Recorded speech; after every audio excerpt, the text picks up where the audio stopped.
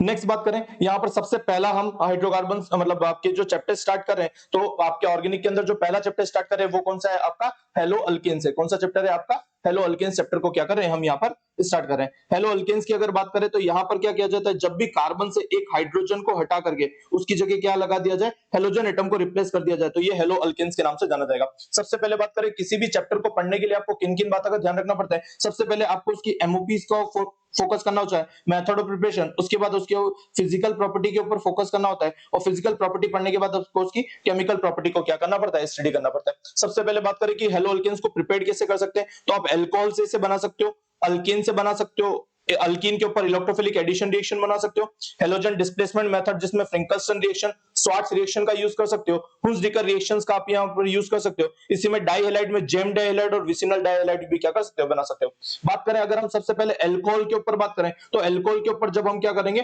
Concentrated HCl plus ZnCl2 का क्या करेंगे हम यहाँ पर ड्रॉप करेंगे, तो यहां पर क्या हो जाएगा, ये OH ग्रुप को हटा करके क्या लगा देगा, Cl ग्रुप को लगा देगा, और ये क्या हो जाएगा आपका डार्जन प्रोसेस के नाम से क्या किया जाएगा आपका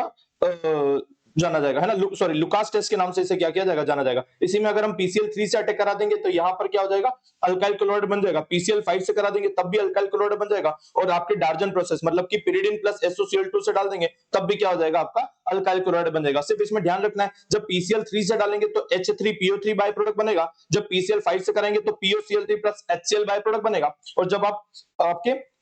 SOCl2 प्लस pyridine डालेंगे तो यहाँ SO2 प्लस HCl क्या हो रहेगा, बाय प्रोडक्ट के रूप में देखने के लिए मिल पाएगा। यहाँ पर ये जो रिएक्शन है वो सब्स्टिट्यूशन मैकेनिज्म के ऊपर वर्क कर रही है, जहां पर 3 डिग्री अल्कोहल ये सबसे अच्छे देता है और 2 डिग्री जो होता है वो सबसे लीस्ट देखने के लिए पाता है, और इसी में आपका आयोडाइड सबसे अच्छी देता है, ब्रोमाइड उससे कम देता है, और क्लोराइड सबसे कम देखने के लिए मिल पाता है। इसी के अंदर हम बात करें, जो आपका डार्जन प्रोसेस होता है वो सबसे बेस्ट मेथड माना जाता है अल्काइल हैलाइड प्रोडक्शन के लिए, क्योंकि यहाँ पर जो बाय प्रोडक्ट बनता है SO2 वो टेस्ट ट्यूब में से लिबरेट हो जाता है, और HCl जो होता है वो क्या कर देता है, pyridine द्वारा एब्जॉर्ब कर लिया जाता है, तो ये सबसे बेस्ट मेथड के अंदर कंसीडर किया। इसी में अगर आपको क्या करना है, अल्केन के थ्रू क्या करना है, अल्काइल हैलाइड बनाना है, तो आप जानते हैं कि अल्केन के ऊपर free radical substitution mechanism use करके अल्केन के ऊपर Cl2 प्लस HNO को अटैक करेंगे तो यहाँ से H हट करके यहाँ पर क्या लग जाएगा, Cl का फॉर्मेशन होना स्टार्ट हो जाएगा। इसी में अगर हम बात करें अल्कीन के थ्रू, तो जब भी अल्कीन के ऊपर क्या करते हैं, hydro halogenation mechanism, electrophilic addition mechanism लगाते हैं, तो यहाँ से क्या किया जाता है, बॉन्ड तोड़ के यहाँ पर Br लगा दिया जाएगा, और यहाँ पर क्या लगा दिया जाएगा, H को लगा दिया जाएगा। इसी में अगर आप जानते हैं कि जो आयोडाइड और जो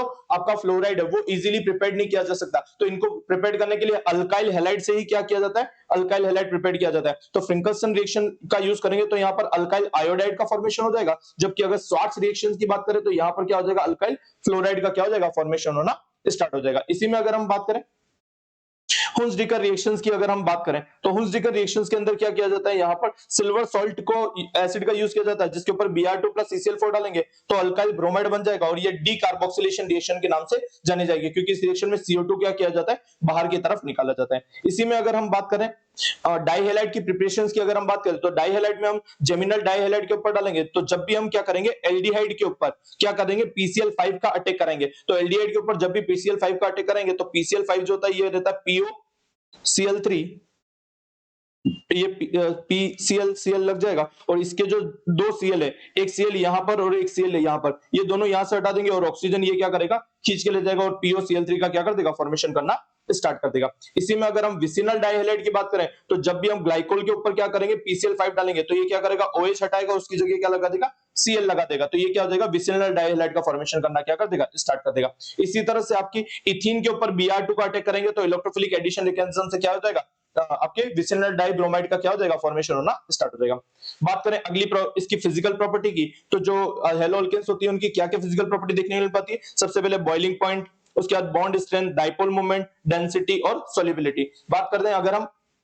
इनके बॉइलिंग पॉइंट्स की, तो इनका जो बॉइलिंग पॉइंट होता है वो डायरेक्टली प्रोपोर्शनल होता है किसके, मॉलिक्यूलर वेट के, मतलब आयोडाइड सबसे ज्यादा देंगे, ब्रोमाइड उससे कम देंगे, क्लोराइड उससे कम देंगे, और फ्लोराइड क्या हो जाएगा, सबसे कम क्या हो जाएगा, आपका बॉइलिंग पॉइंट दिखाना स्टार्ट कर देंगे, क्योंकि उनका मॉलिक्यूलर वेट सबसे कम है। अगर बात कार्बन के बेस पे देखें तो जितना ज्यादा ब्रांचिंग बढ़ती जाएगी, तो 3 डिग्री में सबसे ज्यादा ब्रांचिंग है तो इसका मॉलिक्यूलर वेट क्या हो जाएगा, बॉइलिंग पॉइंट सबसे कम हो जाएगा। 2 डिग्री में ब्रांचिंग थोड़ी कम होगी तो और कम होगा, 1 डिग्री के अंदर सबसे कम देखने के लिए मिल पाएगा। बात करें बॉन्ड स्ट्रेंथ की, तो जितना आपका साइज बढ़ता जाएगा अल्काइल हैलाइड की, तो बॉन्ड की स्ट्रेंथ उतनी क्या होती जाएगी, कम होना क्या हो जाएगी, स्टार्ट हो जाएगी। क्लियर है। तो अल्काइल फ्लोराइड के साथ सबसे अच्छी बॉन्ड स्ट्रेंथ आती है, जबकि अल्काइल आयोडाइड के साथ सबसे लीस्ट बॉन्ड स्ट्रेंथ क्या होती है आपको देखने के लिए मिल पाती है। बात करें अगर डाइपोल मोमेंट की, तो डाइपोल मोमेंट क्या होता है, ईएन की डायरेक्टली प्रश्न होती है, क्योंकि फ्लोरीन की ईएन सबसे ज्यादा होती है, तो उसका डाइपोल मोमेंट भी क्या होता है, सबसे ज्यादा देखने को पाता है। इसी में अगर बात करें डेंसिटी की, तो डेंसिटी अगेन मॉलिक्यूलर वेट की डायरेक्टली प्रश्न होती है, तो जितना ज्यादा मॉलिक्यूलर वेट उतनी ही ज्यादा क्या हो जाएगी, डेंसिटी। तो आयोडीन का मॉलिक्यूलर वेट सबसे ज्यादा है, तो डेंसिटी भी क्या है, सबसे ज्यादा देखने के लिए मिल पाएगी। बात करें सॉल्युबिलिटी की, तो जैसा कि आप जानते हैं कि जो अल्काइल हैलाइड्स होते हैं वो क्या होते हैं, आपके पोलर नेचर के होते हैं, मगर ये कभी भी वाटर के अंदर डिसॉल्व नहीं होते। वाटर के अंदर क्या रहते हैं, इनसॉल्युबल रहते हैं, जबकि ऑर्गेनिक सॉल्वेंट के अंदर क्या होते हैं, डिसॉल्व होना क्या हो जाते हैं, यहाँ पर स्टार्ट हो जाते हैं। क्लियर है, पक्का। नेक्स्ट अगर हम बात करें इसके अंदर इसकी केमिकल प्रॉपर्टीज की, तो हेलो अल्केन्स की जो केमिकल प्रॉपर्टीज होती है वो क्या होती है, एक तो ये न्यूक्लियोफिलिक सब्स्टिट्यूशन मैकेनिज्म को दिखाते हैं, दूसरी ये एलिमिनेशन मैकेनिज्म को दिखाते हैं, दूसरा ये रिडक्शन प्रोसेस को दिखाते हैं, फिर ये रिएक्शन विद मेटल दिखाते हैं, और लास्ट में क्या दिखाते हैं, ये आपके आइसोमराइजेशन रिएक्शंस को क्या करते हैं, परफॉर्म करते हैं। बात करें न्यूक्लियोफिलिक सब्स्टिट्यूशन मैकेनिज्म के अंदर क्या किया जाता है, यहां पर आपका अल्काइल ग्रुप को हटा करके यहां पर क्या किया जाता है, कोई भी नया न्यूक्लियोफाइल लगाया जाता है। जैसे एक्वस ओएच के अंदर आपका OH न्यूक्लियोफाइल लगा दिया जाता है, KCN के अंदर CN न्यूक्लियोफाइल लगा दिया जाता है, AgCN के अंदर ये कोवेलेंट बॉन्डिंग हो जाती है और आइसोसाइनाइड ग्रुप आके लग जाता है। अल्काइल नाइट्रो अल्केन के अंदर O नाइट्रो लग जाता है, AgNO3 में नाइट्रो अल्केन का फॉर्मेशन हो जाता है जो कोवेलेंट बॉन्डिंग होती है, और अमोनिया से करा देते हैं तो क्या हो जाती है, अमाइंस का फॉर्मेशन होता है, जिसके अंदर primary amine, secondary amine, tertiary amine और क्वाटरनरी अमाइंस का भी फॉर्मेशन हो जाता है, अगर आपने क्या कर दिया है, अमोनिया को एक्सिस के अंदर ले लिया। इसी में अगर हम बात करें एलिमिनेशन रिएक्शन में, तो जहां पर ब्रोमीन जुड़ा होता है उसके पास वाला कार्बन क्या हो जाता है, आपका बीटा कार्बन हो जाएगा। तो अल्फा कार्बन से ब्रोमीन और बीटा कार्बन से हाइड्रोजन निकल करके यहाँ पर क्या हो जाती है, अल्कीन का फॉर्मेशन होना क्या हो जाता है, स्टार्ट हो जाता है। इसी में अगर हम बात करें रिडक्शन मैकेनिज्म की, अगर हम बात करें तो जब भी अल्काइल हैलाइड्स के ऊपर H2 का अटैक कराया जाता है निकल मेटल की प्रेजेंस में, तो यहाँ से ब्रोमीन हट जाता है और क्या हो जाता है, अल्केन का फॉर्मेशन हो जाता है। और अल्काइल आयोडाइड के ऊपर HI प्लस रेड फास्फोरस डालेंगे तब भी क्या कर देगा, ये अल्केन का फॉर्मेशन करना क्या कर देगा, स्टार्ट कर देगा। अच्छा, इसी में अगर बात करें रिएक्शन विद मेटल्स की, तो जब भी अल्काइल हैलाइड की रिएक्शन सोडियम मेटल से कराई जाती है तो यहाँ पर क्या हो जाता है, अल्केन का फॉर्मेशन होना क्या हो जाता है, स्टार्ट हो जाता है। ठीक है ना। इसी में इस रिएक्शन को जो बोला जाता है वो वुड्स रिएक्शन के नाम से जाना जाता है। अगर इसी में आपकी alkyl halide, aryl halide, alkyl halide और सोडियम मेटल को अगर क्या किया जाएगा, रिएक्ट किया जाएगा, तो यहाँ पर क्या हो जाएगा, आपका अल्काइल बेंजीन का फॉर्मेशन हो जाएगा, वो जो वुड्स फिटिंग रिएक्शन के नाम से किया जाएगा। और इसी में अगर आपने क्या कर दिया, aryl halide plus sodium metal को ले लिया, तो यहाँ पर क्या हो जाएगा, बाइफिनाइल का फॉर्मेशन हो जाएगा, जिसे फिटिंग रिएक्शंस के नाम से क्या किया जाएगा, यहाँ पर जाना जाता है ना, फिटिंग रिएक्शंस के नाम से इसे क्या किया जाता है, जाना जाता है। नेक्स्ट अगर बात करें मैग्नीशियम मेटल से अगर इसकी रिएक्शंस करा दी जाएगी, तो यहाँ पर क्या होता है, ग्रिग्नार्ड रिएजेंट का फॉर्मेशन होता है, जहां पर अल्काइल ग्रुप जो होता है वो एज अ कार्ब एनायन की तरह क्या करता है, यहाँ पर वर्क करता है, किसकी तरह, कार्ब एनायन की तरह। नेक्स्ट अगर बात करें डाइहैलाइड्स की रिएक्शंस की, तो डाइहैलाइड में अगर हम जो आपके विसिनल डाइहैलाइड है, अगर इसके ऊपर क्या डालते हैं, अल्कोहलिक बेस डाल देते हैं, तो यहां से ये हाइड्रोजन और यहां से ये हाइड्रोजन, तो यहां से एक HX का फॉर्मेशन यहां से हो जाता है, एक HX का फॉर्मेशन यहां रिमूव यहां से हो जाता है, और यहां से क्या हो जाती है, आपके विसिनल डाइहैलाइड से किसका फॉर्मेशन हो जाता है, इथाइन का फॉर्मेशन होना क्या हो जाएगा, स्टार्ट हो जाएगा। इसी में विसिनल डाइहैलाइड के ऊपर अगर आपने अल्कोहलिक जनने की जगह एक्वस बेस डाल दिया, तो ये क्या कर देगा, इसके हेलोजन हटा कर क्या लगा देगा, OH ग्रुप को लगाना क्या कर देगा, स्टार्ट कर देगा, और ग्लाइकोल का फॉर्मेशन करना क्या कर देगा, स्टार्ट कर देगा। इसी में अगर हम बात करें जो विसिनल डाइहैलाइड है, इसके ऊपर KCN से रिएक्शन करेंगे तो Cl हटा करके Cl न्यूक्लियोफाइल की जगह CN न्यूक्लियोफाइल आ जाएगा, और इसका कंप्लीट हाइड्रोलाइसिस करा देंगे तो क्या हो जाएगा, एसिड बन जाएगा, और एसिड में से वाटर निकाल देंगे तो क्या हो जाएगा, आपका सक्सिनिक एनहाइड्राइड का फॉर्मेशन होना क्या हो जाएगा, स्टार्ट हो जाएगा। क्लियर है। नेक्स्ट बात करें, अगर विसिनल डाइहैलाइड की रिएक्शन जिंक मेटल से करा दी, तो यहां पर क्या हो जाएगा, ZnBr2 निकल जाएगा, और यहां पर क्या हो जाएगी, इथीन का फॉर्मेशन होना क्या हो जाएगा, स्टार्ट हो जाएगा। क्लियर है। और इस तरह से यहां पर साइक्लोप्रोपेन भी बनना स्टार्ट हो जाएगा। क्लियर है।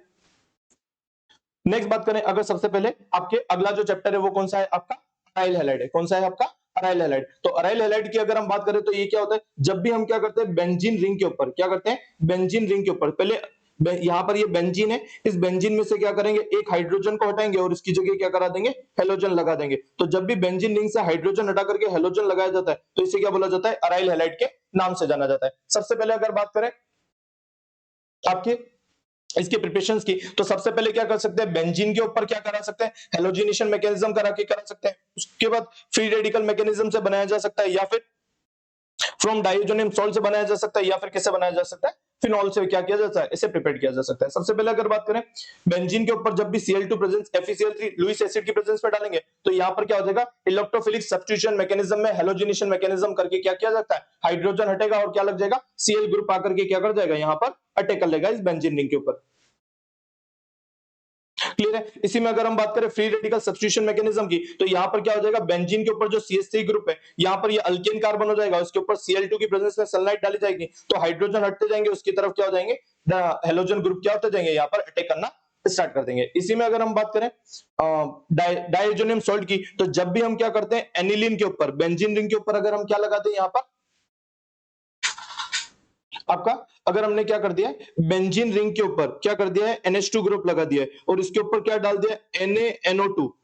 या फिर क्या NaNO2 प्लस HCl डाल दिया है, या फिर क्या डाल देंगे हम, यहां पर क्या डाल देंगे, आपका HNO2 को डाल देंगे, तो यहां पर क्या हो जाएगा, डाइएजोनियम सॉल्ट का फॉर्मेशन होना क्या हो जाएगा, स्टार्ट हो जाएगा। किसका फॉर्मेशन हो जाएगा, डाइएजोनियम सॉल्ट का फॉर्मेशन होना स्टार्ट हो जाएगा। और ये जो डाइएजोनियम सॉल्ट है, अगर इस पे CuCl2 या Cu2Br2 डाल दिया, तो यहां पर क्या हो जाएगा, क्लोरोबेंजीन और ब्रोमोबेंजीन बन जाएगा, और इसे सेंडमेयर रिएक्शन के नाम से जाना जाएगा। इसी में अगर इसे कॉपर पाउडर प्लस HCl या कॉपर पाउडर प्लस Br2 डाल देंगे, तो यहां पर इसे क्या बोल देंगे, गाटरमान रिएक्शंस के नाम से क्या किया जाएगा, जाना जाएगा। इन सभी के जो मेन प्रोडक्ट है वो तो सेम है, सिर्फ यहाँ पर रिएजेंट चेंज करने पर यहाँ पर क्या हो जाएगा, इन नेम रिएक्शन के जो नाम हो जाएंगे वो क्या कर दिए जाएंगे, चेंज कर दिए जाएंगे। इसी में बात करें अगर हमें फिनोल से बनाना है, तो फिनोल के ऊपर जब भी PCl5 डाला जाता है, तो यहाँ पर क्या हो जाता है, क्लोरोबेंजीन का फॉर्मेशन होना स्टार्ट हो जाता है। क्लियर है, पक्का। जैसे यहाँ पर एमओपीज पढ़ ली, तो एमओपीज के बाद क्या पढ़ेंगे, फिजिकल प्रॉपर्टीज। और फिजिकल प्रॉपर्टी में क्या पढ़नी है, आपकी नेचर की प्रॉपर्टी पढ़नी है, मेल्टिंग पॉइंट पढ़ना है, बॉइलिंग पॉइंट पढ़ना है, और सम इंपॉर्टेंट पॉइंट्स की। सबसे पहले अगर बात करें नेचर की, तो बात करें, aryl halides are colourless liquid and solid with an characteristics odour. इनका पर्टिकुलर क्या होता है, कोई ना कोई ऑर्डर स्मेल आपको क्या होती है, देखने के लिए मिल पाती है। बात करें अगर इनके बॉइलिंग पॉइंट्स की, तो अराइल आयोडाइड जो होता है वो सबसे ज्यादा, ब्रोमाइड उससे कम, क्लोराइड उससे कम, वो फ्लोराइड सबसे कम आपको क्या हो जाएगा, देखने के लिए मिल पाएगा। बात करें मेल्टिंग पॉइंट्स की, तो इसका जो आपके पैरा आइसोमर्स होते हैं, उनके क्या होते हैं, ज्यादा मेल्टिंग पॉइंट देखने के लिए मिल पाते हैं, जबकि जो उनके ऑर्थो आइसोमर्स होते हैं, उनके क्या होते हैं, मेल्टिंग पॉइंट थोड़े से लीस्ट आपको देखने के लिए मिल पाएंगे। बात करें अगर इनकी सम इंपॉर्टेंट पॉइंट्स की अगर हम बात करें, तो इंपॉर्टेंट ड्यू टू रेजोनेंस और in a chlorobenzene due to the shorter bond length. अगर हम बात करें यहाँ पर कार्बन और क्लोरीन की बेन, कार्बन और क्लोरीन का बॉन्ड, और यहां पर बात करें बेंजीन और क्लोरीन का बॉन्ड, तो यहां पर due to partial double bond character के कारण इसकी बॉन्ड लेंथ कम हो जाती है, और यहां पर हेलो अल्केन्स के अंदर ये जो बॉन्ड लेंथ है ना, यहां पर ये जो बॉन्ड लेंथ है, वो बॉन्ड लेंथ क्या हो जाती है, इससे ज्यादा आपको क्या हो जाती है, देखने के लिए मिल पाएगी। क्लियर है, पक्का, ईमानदारी के साथ, कोई प्रॉब्लम नहीं, कोई दुविधा नहीं है। नेक्स्ट अगर हम बात करें यहां पर आपके केमिकल प्रॉपर्टीज की, तो केमिकल प्रॉपर्टीज की अगर हम बात करें, तो केमिकल प्रॉपर्टीज में हमें कौन सी केमिकल प्रॉपर्टीज देखने को मिल पाती है। सबसे पहले यहाँ पर ये दिखाता है न्यूक्लियोफिलिक सब्स्टिट्यूशन मैकेनिज्म दिखाता है, दूसरा दिखाता है इलेक्ट्रोफिलिक सब्स्टिट्यूशन मैकेनिज्म दिखाता है, और तीसरी जो दिखाता है वो कौन सी रिएक्शन दिखाता है, आपकी ये उल्मान रिएक्शंस को क्या करता है, परफॉर्म करता है। सबसे पहले अगर इलेक्ट्रोफिलिक सब्स्टिट्यूशन मैकेनिज्म की बात करें, तो उसमें कौन सी दिखाता है, ये आपका हेलोजिनेशन मैकेनिज्म दिखाता है, जहां पर क्या किया जाता है, आपका हाइड्रोजन हटा करके ऑर्थो और पैरा पोजीशन से वहां पर क्या लगा देगा, Cl ग्रुप को हटा कर देगा, और इसी में अगर नाइट्रेशन कराएगा तो NO2 ग्रुप को क्या करा देगा, वहां पर अटैक करा देगा। इसी में जनरली तो क्या होता है, इनकी जो अराइल हैलाइड होती है, इनकी जो रिएक्शन का जो टाइप होता है, वो जनरली क्या होता है, आपका इलेक्ट्रोफिलिक सब्स्टिट्यूशन मैकेनिज्म होता है। मगर एक स्पेशल केस में ड्यू टू या तो बहुत ज्यादा हाई टेम्परेचर या प्रेशर लगा दिया, या फिर क्या कर दिया आपने, यहां पर क्या कर दिया, डीएक्टिवेटिंग ग्रुप को लगा दिया, तो वहां पर ये क्या कर देगा, न्यूक्लियोफिलिक सब्स्टिट्यूशन मैकेनिज्म लगा देगा, जहां पर ये Cl को हटा करके क्या लगा देगा, OH ग्रुप को लगा देगा, जिसे डाउन प्रोसेस के नाम से क्या किया जाता है, यहाँ पर जाना जाता है। उसके बाद अगर आइडोबेंजीन के ऊपर कॉपर पाउडर डाल दिया, तो यहाँ पर क्या करा देगा, बाइफिनाइल बना देगा। और इसी में अगर आपका क्लोरोबेंजीन के ऊपर 2 मोल्स के ऊपर आपने क्या डाल दिया, सोडियम मेटल डाल दिए, तो यहां पर भी क्या करा देगा, आपकी बाइफिनाइल का फॉर्मेशन कर देगा। मगर यहां पर जो आपकी ये बाइफिनाइल बनेगी, ये बाइफिनाइल की जो रिएक्शन टाइप होगी, वो कौन सी हो जाएगी, फिटिंग रिएक्शंस के नाम से इसे क्या किया जाएगा, यहां पर जाना जाएगा। क्लियर है,